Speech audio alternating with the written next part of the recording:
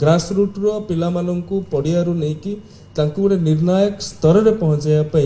ये CM trophy रो लक्ष्य रही जो फुटबॉल रे अंडर 15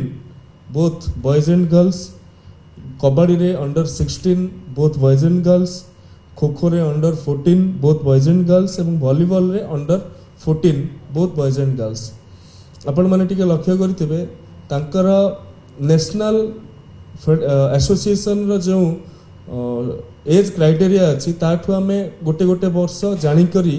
कम रखीचु जो द्वारा कि यंग टैलेंट को स्काउटिंग करिवारे चिन्हट करिवारे आम पई आहुरी सुविधा रहिबो, आम पई मध्य समय भी रहिबो तांको आहुरी भलरे गढ़िबा पई। तो ए परिप्रेक्षी रे मु धन्यवाद जणेबी ए चारिटी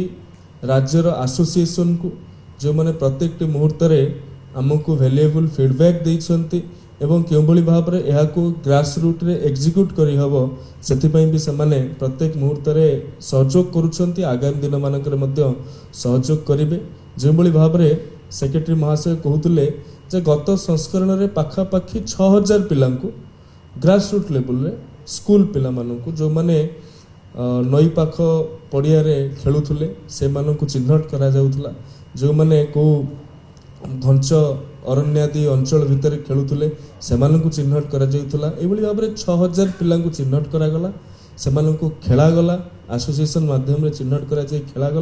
खेला गला परे विभिन्न इंटर डिस्ट्रिक्ट तापरे जोनल पर स्टेट एभली भाव में खेला जाय कि सेतिरु 285 को चिन्हट करा गला एवं एआईएफएफ माध्यम रे सेतिरु पाखापाखी 65 जन विभिन्न बायोलॉजिकल स्किलिंग, विभिन्न तांकर एंड्योरेंस एजाइलिटी उपरे विभिन्न प्रकार परीक्षा दे कि सेमाने गति गला परे 65 जन चिन्हट होइचंती, जो मानक उपरे ये राज्य ए विभाग आशा रखि परिबो जे एमाने निश्चित भाव में विश्व पटल रे बा अंतर्जातीय स्तर रे आगामी 1 दशंधि भितर एमाने ओडिसा को मेडल आनिके देई परिबो।